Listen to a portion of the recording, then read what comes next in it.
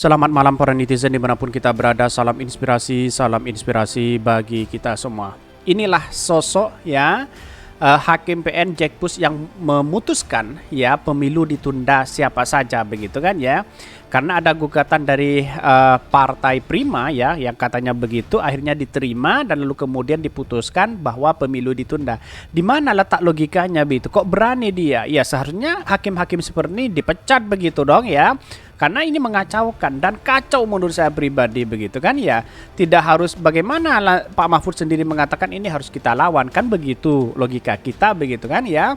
Jangan-jangan ini kan bisa saja ini dibayar, kan begitu logikanya ya. Karena ini praduga begitu kan. Jadi artinya selama ini apa kok bisa memutuskan dia pemilu itu ditunda? Apa begitu kan? Dalam dimensi undang-undangnya apa begitu kan? Ya aneh sekali menurut saya pribadi, ya memalukan sekali begitu kan? Ya kacau. Tetapi mari kita baca terlebih dahulu ya komentar-komentar netizen seperti ini. Ini komentar-komentar netizen, inilah sosok 3 hakim PN Jakpus yang putuskan pemilu ditunda siapa saja. Ini diantaranya begitu kan. Sejak kapan urusan penetapan dan penundaan pemilu diambil alih kejaksaan dan kehakiman? Gara-gara Jokowi negara rusak.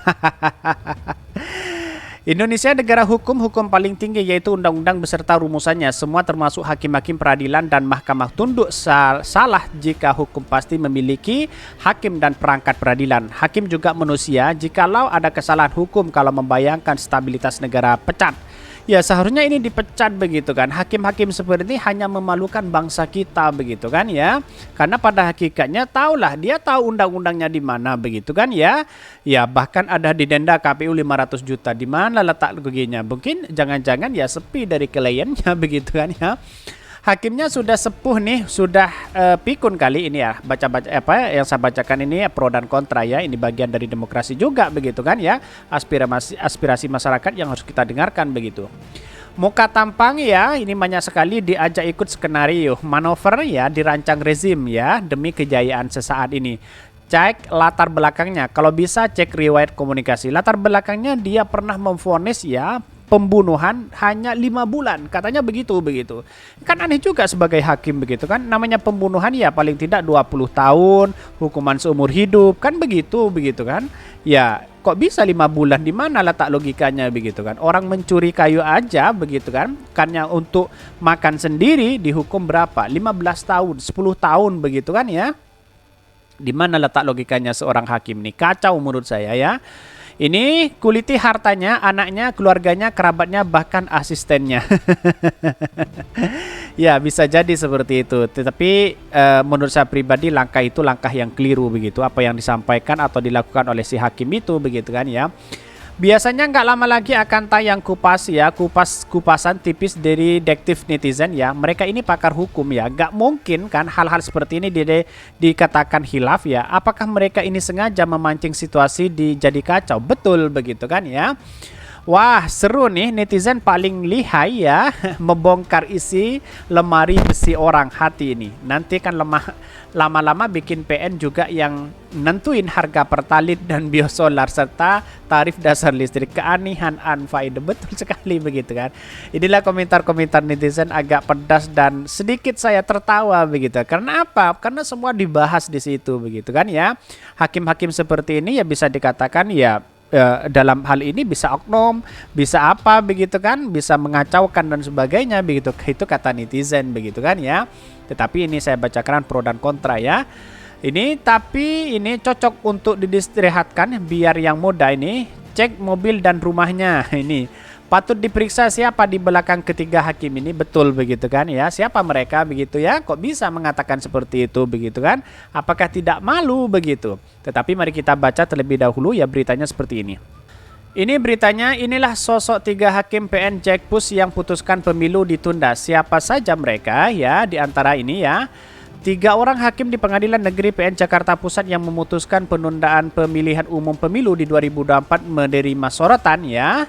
Bahkan ya salah satunya begini ya, pesan ya putusan itu merupakan gugatan dari Partai Prima agar agenda tersebut ya tidak digelar kurang 2 tahun 4 bulan dan 7 hari.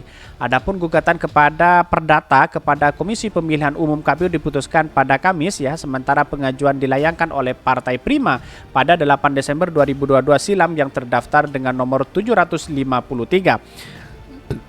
Bahkan ya 3 hakim yang memutuskan ya penunda pemilu ditunda adalah Tengku Oyong sebagai ketua beserta Bakri dan Domingo Silaban sebagai hakim anggota. Lantas seperti apa profil masing-masing ya? Bahkan ini satu Tengku Oyong ya, ini melansir laman PN Jakarta Pusat ya. Oyong diangkat menjadi pegawai negeri pada tahun 1996, sementara itu yang lahir pada 4 Maret 1964 memiliki pangkat pembina utama muda kekinian dan dipercaya sebagai hakim madya utama di Pengadilan Negeri Jakarta Pusat. Lalu kemudian Bakri ya memulai karirnya sebagai pegawai negeri 1981, ia berpangkat pembina utama muda juga ya, dan inilah 3 orang inilah yang kemudian mengapa dia hakim begitu kan bisa memutuskan ya apa yang selama ini dilakukan oleh penundaan pemilu begitu kan. Ini beralih ke pertimbangan para hakim dan putusannya yaitu demi menciptakan keadilan dan menjaga harga agar hal serupa tidak kembali terjadi. Adapun hal tersebut meliputi ketidaktelitian dan ketidakprofesional KPU saat melakukan verifikasi di mana begitu kan ya. Kalau memang tidak lolos ya sudah tidak lolos, ada 5 tahun lagi begitu kan ya.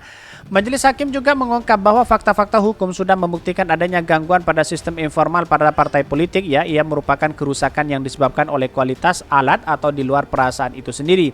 Bahkan gangguan itu kata hakim terjadi saat ya Partai Prima mengajukan perbaikan data peserta pemilu partai politik ke dalam sipol ya. KPU dianggap tidak memberikan toleransi atas gangguan tersebut hingga memutuskan Partai Prima tidak memenuhi syarat.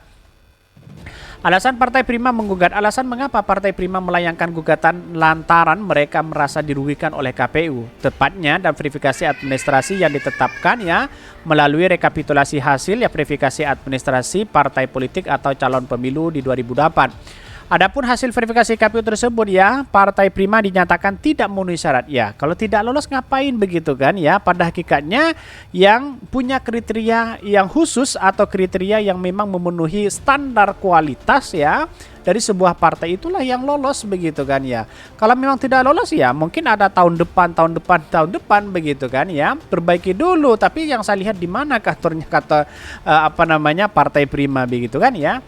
Bahkan KPU ajukan banding atas putusan ketiga hakim yang meminta pelaksanaan pemilu ditunda sampai kurun waktu tentu. KPU akan akhirnya angkat bicara. Sang Ketua Hasyim Asyari menyatakan bahwa KPU akan mengajukan banding ya, KPU akan hukum banding, kata Ketua KPU Hasyim Asyari kepada wartawan di Jakarta melansir ya. Wah, keren sekali begitu kan. Sudah memanas ternyata begitu, nanti ada hakim si A, si B dan si C begitu kan. Ya, dari tampang-tampangnya inilah yang kemudian yang yang memutuskan pemilu ditunda begitu ya. Tetapi saya lihat sekali bahwa rekam jejaknya sebenarnya baik begitu kan. Tapi perlu diingat ada rekam jejak yang memang tidak bisa dibohongi begitu kan ya. Wallahualam, tergantung masyarakat atau publik yang menilai seperti apa jalannya roda pemilu hari ini begitu. Mungkin itu yang kami sampaikan. Tonton terus channel Khodari Podcast Rakyat ini karena ada berita-berita menarik dan viral setiap harinya. Salam para netizen, salam inspirasi bagi kita semua. Jangan lupa di subscribe channel YouTube Khodari Podcast Rakyat ini.